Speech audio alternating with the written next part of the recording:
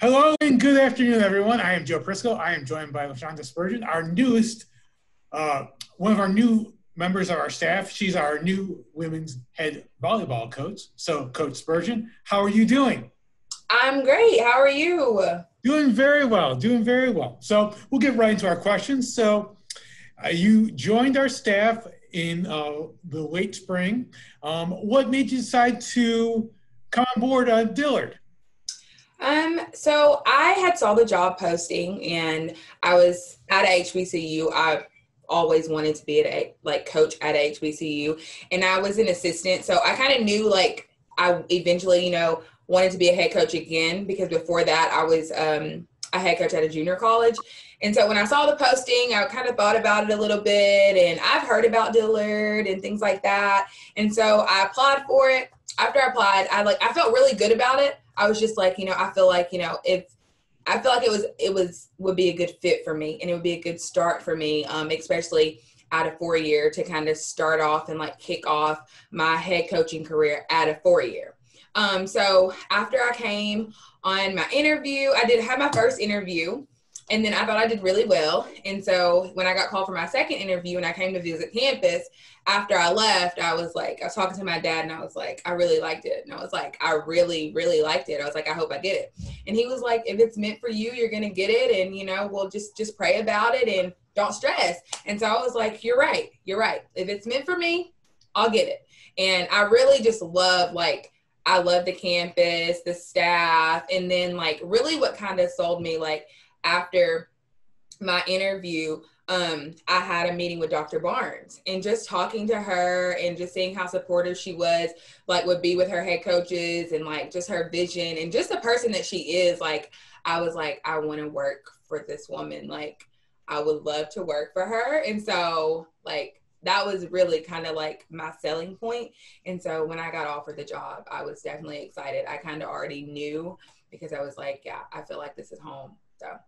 Wonderful. I know that Dr. Barnes is a tremendous asset and resource with her ability to, always have the coaches back and always be pushing the athletic department forward. So definitely right behind your statement on that. So we'll get into a little how'd you get involved in the coaching field, or why do you want to get involved in the coaching field? So I wanted to become a coach. It was literally my senior year of college. I was kind of back and forth. I was elementary ed major. And so I had started doing my student teaching, and I was doing in classroom stuff. And I was like, I don't think this is for me. Just being in the classroom setting, and I was just like, So then I had got put at an elementary school, and I was in the with a PE teacher, and I was like, okay. I was like, I like this. I like it. And I've always been a leader. I've always any sport that I've played, I've always kind of just took charge on any team that I was on. So prior to graduating college, which I had already, when I would go home, I would help my high school coach, and just if she needed me. One summer, I had took the 7th and 8th grade team to a team camp, and I just kind of supervised them. And then, so that was just a little things that I did. And so after college, I ended up helping out at a local high school. And then I got hired on as the head JV coach, assistant varsity. Well, while I was there, I was kind of as we were playing with the varsity team, we would travel, and I would just see different players, and I would text my coach, and I'm like, hey, saw this girl, you may want to look at this school. And then after that, I loved my year, on the high school level, and it was a big high school, so it was good experience. But after that, I realized that I knew, as far as coaching, I knew I wanted to coach. I still wanted to coach, but I felt like I needed to be on a higher level. And so that was just kind of something that, that kind of really sparked it. But the reason why I became a coach is because of my high school coach. She really just she helped me become the woman I am today. She, to me, I wasn't just an athlete on the court to her. Literally my senior year, I was like, I think I want to play volleyball in college. And she was like, yeah, you can do that. And so she helped me out. And to me, she was just a great role model for me. And she just kind of really is the reason that I wanted to become a coach, because of the impact that she made on my life. And so I wanted to be able to impact young girls' lives the way she impacted mine. Awesome. It's amazing the ways we're influenced by the people that we interact with on a daily basis, and that, you could have gone one direction, you went another direction, just under her tutelage and her knowledge. So you mentioned that most recently you're at Fayetteville State. So how was that experience for you, and what did you learn from that experience? Oh, being at Fayetteville State was great. Amazing. I loved it there. Always hold a special place in my heart. I actually learned a lot. Being under Coach Johnson taught me a lot of things. She's been there for a while. She's won quite a few championships while she's been there. And then we actually won last season, before I left, we won the conference championship. So just being there overall, just a great experience. I couldn't have asked for a better experience, moving on to the next level. I loved it. I love the team. I love the athletic program. Everything about it. I loved it. So it was definitely, definitely a great experience. That's all I can say. Like I like FSU will always hold a special place in my heart for sure. Nice. And also you mentioned that you have previous head coaching experience at Vernon College, as well as, you were the head coach at the Club Crimson program as well. So working in those roles, what did it teach you about being a head coach? So when I got my first head coaching job, I was assistant there for 3 years. So I was comfortable with the school and things like that. But once I became a head coach, it kind of just changed my outlook and perspective kind of on the direction that I wanted to go. Because I'm just going to be honest. When I accepted the head coaching job, I was not planning on being a head coach. I wanted to move on to the next level and be an assistant coach, And so when I kind of jumped into that role, it really, really, really, it helped me to I thought that I was already mature, but it helped, it elevated me in a sense, as far as and the potential that I saw in myself, because I'm going to be honest, I never expected to be a head coach. I was just kind of I was assistant at JUCO, and I was like, okay, next I'm going to move on to a 4-year, I'm going to be an assistant. And I was I just wasn't looking to be a head coach. I had been a head coach on the club level.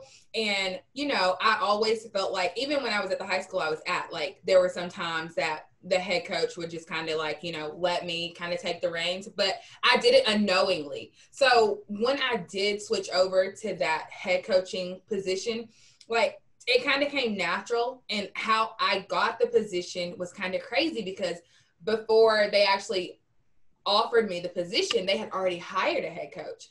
And so I was her assistant, but we went to a scrimmage, and it was kind of being that I knew the team, she had just came, it was the end of spring. I kind of just took over, and not even knowingly. And I even told her, I was I apologize. I was I understand this is your team. She was no, you're fine. She was I just got here. She was I completely understand. So it was kind of me just taking over and not even knowing. I just it just happened.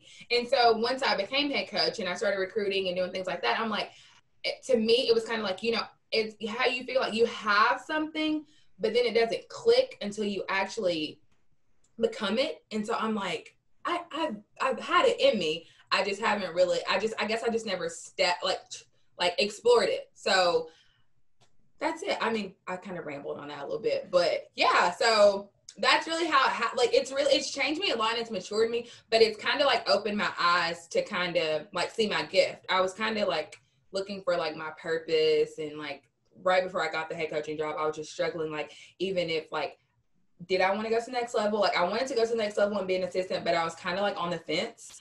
And so it just really showed me this is you, this is it for you. You're meant to be here. You're meant to be a head coach.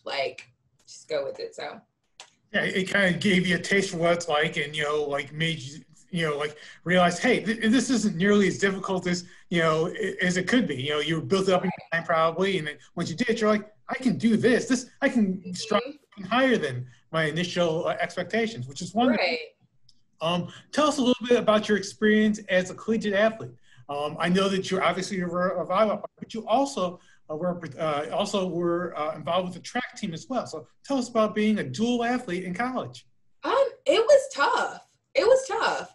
So I went to a small D2, small private school in Alabama, Stillman College, and I did volleyball, and then I threw javelin. I threw other things too, but javelin was like my main thing. It was tough because it was like I went straight from volleyball, and then we were like kind of in track off season, so we still had workouts to do. So it's kind of like you really never had any time off, with the exception of the summer. And so, I mean, it was hard to balance my first year. And I actually, like, it's so funny because I tell people this. I played a semester of basketball in college. Wow. Yeah, so I've kind of, like, I've literally played every sport you could possibly imagine, like, growing up. And so the basketball coach had got word that I had played basketball. And so she asked me if I want to be a part of the team. And at first I was like, no, it's already enough. Like, I don't think, my heart's not in basketball anymore. And so I did try it. I tried it for a semester, and I mean, it was different. It was a lot different. It was kind of like, this is a whole different rodeo, like collegiate basketball, going from a high school basketball player to a collegiate basketball player. It was like, whoo, this is a lot. And I was like, I don't think my heart's in it that much to like play on the collegiate level. And so I had only lasted that semester. I say lasted, but after that, I was just kind of like, no, my heart's not in it. Like, I can't do it. And so that was that. And then it was crazy because I jumped right from that into track and field. From volleyball into basketball. And then right after that is when I joined the track and field team. So I was kind of like, oh, it was crazy. But after my freshman year, and I kind of just was like, you knew that volleyball, basketball would kind of like volleyball, track and field would be my thing. It was hard. I'm not going to lie. It was hard, but I loved it. Like, I love track and field. I love volleyball. So, I was doing things that I loved, and it paid for my school. So I just went with it. And it was great. It was a good experience. I met some lifelong friends. I grew as a person, and I wouldn't trade it for anything. Your time management skills when you're doing 3 sports, had to be unreal. And even doing 2 sports, I can't even imagine, plus doing classes and everything else like that. So it also probably gave you a different mindset of being able to balance and juggling so much. And, being a collegiate athlete, I'm sure it also gives you the perspective with your athletes when they come to you with things, when they're trying to balance them, how you can help them in different regards as well. So. Right. Yeah, for sure. Because been there, and I know the struggle, and I know it's not easy. And as much, like, for me, like, I did at first have trouble balancing class and then athletics, and I kind of let my, my academics slip a little bit. So, like, when I do encounter kids who are kind of struggling in the classroom and still trying to do well on the court, I'm like, I can relate, because I was not, like, coming out of high school, being a great student, and then coming into college and struggling, I can definitely relate, because I've been there. Like, I tell them all the time, like, it took me a long time to get my GPA back to where I wanted it to be, and it still wasn't the greatest when I graduated. I was like, but, I understand, and it's hard, but you got to find a way to make it work. And if I feel like if I have the mindset now that I have now when I was in college, I feel like I would have did a lot better, but I did what I could, and I made it work. So you learned valuable lessons along the way. I think all of us, like, we mature over time, and that's right. Look back, like, if I would have known this when I was 20, I would have been much better off in life. But you learn, like, maybe they're harder lessons, but they're all learned to make you the person that you are now. So exactly. You also had kind of an interesting situation where you moved and were transitioning to New Orleans during the time of the pandemic. So talk to us a little about that experience for you and your family. So I have a 4-year-old daughter, and so we were in Fayetteville, and I actually moved my stuff. Like, my parents, my brother came. We moved my stuff from Fayetteville to Alabama. So my stuff, everything that we had was in Alabama until I had to come here. So I was probably at home for like maybe a week, and then that's when I came. My daughter stayed with my parents, and I drove here. I got here, I think it was on a Wednesday, it was the week before I started because I was like, I'll look for a place, maybe I'll find a place, move in a week later. So I ended up finding a place. I found it on that Friday. I was supposed to start that Monday. And so how we had had it planned out was my parents were like, okay, boom, you'll find a place to stay and we'll just bring your stuff and you just like stay there. And that way you don't have to come back, which I'm like, where I live in Alabama is like 6 hours. So it's not too bad, but it's still a drive. So once my start date, I remember it, never gonna forget it. So I'm sitting there and then I get a call from Dr. Barnes and like first we had found out about we were all gonna go online and she had sent a message in our athletic group chat. So then that Monday she called me and she was like, look, I need you to make sure you get your paperwork done with HR, all that stuff. She's like, now we're going to work from home. So I'm sitting here at that point. I'm just like, okay, I literally did not even have furniture in our apartment yet. So I'm like, no furniture. Like, I was like, I was so confused. I'm like, okay, so I didn't get to meet the team and I was on campus. I did my paperwork. I did all my onboard stuff. And then after that, it was kind of like, goodbye, Dillard. It was like, hi, bye. And it was just like, now you're working from home. And so I'm sitting here recruiting and, just talking to athletes, trying to get them to come here. And it's like, I'm letting them know about the virtual tours and just like, from when I came on my interview, I got to see campus and like kind of, and it's so funny. I feel like I came on a great day because I could tell them about the campus atmosphere. It was senior night for the basketball teams. Mm-hmm. So kids were everywhere on campus, like people were in the gym. It was just a great atmosphere. So I am thankful that I came on my interview. It was a busy day when I came on my interview and there was a lot of stuff going on, but I'm thankful I came on that day because when I got the question, so how was the campus atmosphere? I could literally tell them because I'm like, well, when I came on my interview, like it was senior night and there was so much going on campus. Like I felt like I was a part of the family. I was like, it was a busy and it was a lot. I was introduced to different people, but it was kind of like everyone was just, it felt like I was already part of the family. And so that was a good experience to be able to tell recruits that. But as far as working from home and just like not being able to see my team, I communicated with them via GroupMe, Zoom. It's like, there's this person, they met me on the interview and some of them I didn't even get to meet when I came on my interview. So it's like, we're like talking and then they see me on Zoom and I'm saying all this stuff. And it's just, it was a unique experience, but I feel like it kind of, honestly, it kind of created a bond between me and my team before they got here because I was communicating with them every single day. I made sure I checked on them every day.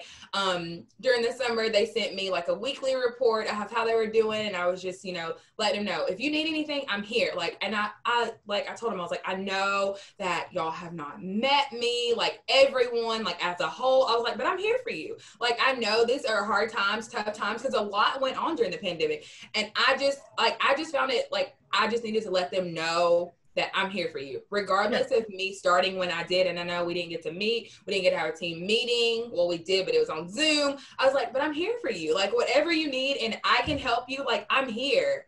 And so at one point I was like, I bet they're tired of me saying that. Cause I would literally every day when I text them be like, all right, y'all have a good day. Like, I'm here if you need anything. And they're probably thinking, what? But I just felt like I needed to let them know that regardless, I'm still there for y'all. And so I feel like that kind of built a little bit of trust between me and them, because here is a complete stranger just getting the job. And I'm sitting here like I made a point like every day text them. So it was good. Yeah. Every member of the volleyball program I've talked to, they sing your praises for the workouts you provided them, for the team bonding activities that happened over the summer where you tried to build up a relationship with them despite meet a lot of them in person. Right. The things you were doing in that regard. So a job well done. Thank you. My next question is, now we're a couple weeks into practice for you guys. So what are some things you've worked on, and what's your impression of how the team has looked for the first couple of weeks? So we kind of started, when we did start, right now we're only going 4 days a week. And so the first week, no balls. We conditioned, we kind of got introduced to weight. So we were in the weight room doing jump training and things like that. And the girls for the work ethic for me has been here. Like, I literally tell them to do something, they do it 100%. And so that part has been great. Volleyball wise, at first, I mean, it's been a long time since some of them have touched a ball. And so it was rough at the beginning, and a lot of them were getting frustrated. And I was like, I understand. Like, you have not touched the ball in Lord knows when. And I was like, and now we're jumping back into the swing of things. So I always tell people, like, volleyball, I feel like it's not a thing that you can just like sit down and then come back and then it just starts clicking like right away. Like, it's going to take a while to kind of, knock the dust off. And so we've been starting from week 2 when we actually started with balls. We started from the basics, just breaking down everything. I want to make sure that fundamentally we're all on the same page. And a lot of the girls, we had individual meetings about a week and a half ago, and a lot of them were just saying how they appreciated that because they did feel like they needed to kind of like brush up on their fundamentals and their mechanics. And so now that we have had the opportunity to kind of, go over, break everything down, start from square one. Now we're at that point where we're putting it all together. I like what I see. I definitely like what I see. I'm seeing great things from my team, and I'm excited. I'm excited to kind of see us against different competition. But right now, I feel like we're where we need to be at, and if we keep on excelling from here, I'm definitely excited to kind of see where we go. So for sure. Awesome. So, I mean, as you kind of look forward to this year, I know it's going to be kind of an interesting year as far as like you might have like a dual schedule, maybe. We'll see about that. But the very conference schedule's been released. So, what are some things you're looking forward to? Being with your first year at Dillard and being the head coach and working with your program. Really, for me, this year is just kind of starting a new culture. I feel like it being my first year here and just kind of, going off of individually meeting with the girls, I kind of want to change the culture a bit and, kind of see where it goes. I have a great plan, and I feel like if everyone buys in and we all get on the same page, then you can expect great things from the volleyball program. And yeah. Awesome. So you mentioned, how your high school coach kind of inspired you. Was there anyone else inspired you over, whether it's your coaching career or your personal life that have, people that have inspired you over the years? If I would have to say one individual, it would have to be my dad. And he's not my biological father. I'm actually, my aunt and her husband adopted me. But like me and my mom, my biological mom, we have a great relationship. But I was just raised by my aunt and her husband. And so when I say my dad, I'm like talking about my papa. He is my aunt's husband. But he really kind of, for me, like a lot of people ask her, like, are you spoiled? And I'm like, to a certain extent, I do feel like I was a spoiled kid. But at the same time, my dad kind of taught me, like, he was always there and going to be there for me and give me what I needed. But at the same time, I knew I had to work for whatever I wanted in life. And so if I had to think of anybody, it would definitely be him, because he's always worked his butt off and supported my family. He's been there for me, like club games. When I was in college, like with my track and field team, like every time we had a meet like near my home, every year he would cook for the track and field team, and he's just always like been my biggest supporter. And so he's definitely influenced me just because of how hardworking he is, how family oriented he is, and he's just like, he's allowed me to go through life and learn lessons and not kind of like, he's really just kind of like let me live. And he was a little strict, but he allowed me to make mistakes. And then after I made the mistakes, he was there to kind of pick me up and be like, and then kind of like teach me a lesson. So my dad would definitely be that person that I kind of admire. Like, he's definitely somebody that I look up to for sure. Okay. Moving to New Orleans, so much of the culture in New Orleans is food oriented. So what's your favorite food? Have you found the favorite food here in New Orleans yet? Okay, so food. I have ate at a few places, and I the seafood. Let me just get on the seafood. Okay. So the seafood, I was expecting so much more, and I just have been disappointed with the seafood. And so I'm just like, I don't know. I'm done with the seafood here in New Orleans, but there's one place, it's called New Orleans Food. I don't remember the name, but that was one of my favorites. And then there's that place, I think it's called like Drago's. I don't know if I'm pronouncing that right, but their oysters, they're like so great. Those were good, and their lobster mac and cheese. But as far as like boiled seafood, like the crab legs, the shrimp, not a fan. It's a no for me. I just did not enjoy it at all. And I was like, and it's crazy because you know how you're like looking forward to it, like crawfish, everything. You're like, oh, yes. And then you eat it and you're just like, yeah, no. So the seafood is just not it for me here. And maybe I'm not eating at the right places, but I'm going to say no. I'm sure you might have a couple suggestions from people that see the video that they're. Yeah, and people have given me suggestions, and I'm still like, I'm trying. I'm just like, it's just not what I expected. Yeah, you're open-minded. You're willing to try new things. Yes. You're willing to have your opinion swayed another way if it needs to be, right? So. Sure. So, describe to us maybe about what's your coaching philosophy? Like, you know, if you had a couple sentences to say about the way you like to coach. What's your coaching philosophy?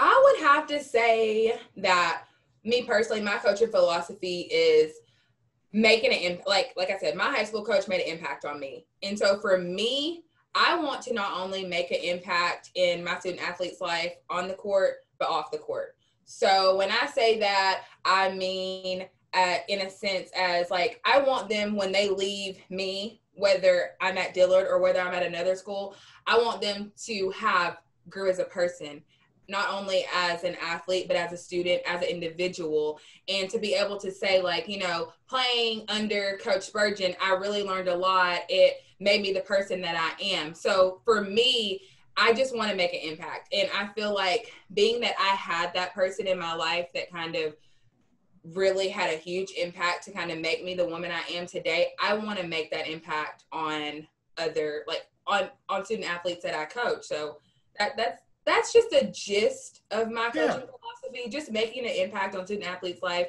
you know, not only on the court, but off the court. And for me, I always tell people like building a relationship with my student athletes is something that's big to me. I feel like if you don't have that coach athlete bond, then you're not going to get out of your student athletes their full potential. You're not going to get their full potential. I feel like if you have a relationship with your student athletes, then you literally could get them to run through a wall for you and just like do things that they never thought they could do and do things that you want them to do. And so to me, that's the biggest thing. And I feel like if I'm able to kind of build that connection with them, build that bond with them, then I can push them to their full potential, and they'll be willing to not only excel for me on the court, but they'll excel for me off the court as well. Okay. And my last question for you is when you're out recruiting, I know you weren't able to get into as many living rooms as you probably are going to be able to in the future, but what things you're looking for when you're recruiting? Well, position-wise or? Just, I mean, what you're looking for out of, your student athletes. It doesn't have to necessarily be position-wise, but like when you're out recruiting, what are some attributes that you really look for, like, that, in your athletes that, exemplify what you're looking for, I definitely students. So yeah, I definitely am going to be looking for kids that are coachable. Like I said, I'm big about academics. So I definitely are going to look for kids that I know that are great in the classroom. I definitely want to know about their relationship with their former coach, because to me, that's very important. And I feel like knowing how they were with their former coaches and things like that plays a big factor, because, an athlete can tell you one thing and then it could be something completely different. So that's something that's very important to me. And just honestly, like, I kind of like, it's weird because I can see a kid and sometimes I see a kid that's great, like athletic, like amazing. And then there's another kid that's not so great, but just like that connection that you have with them and just talking with them, you're like, you know, I like this kid. Like, this is somebody I feel like I can mold, I can shape. I feel like I am great at developing kids. So, and then the fact that I was at a junior college, and we had freshmen and sophomores, it was a lot of developing. So I feel like if there is someone coming straight out of high school that I feel like I can kind of, you know, coach them up to be where I need them to be. Oh yeah. And they're athletic. Bring them on. I'll take them.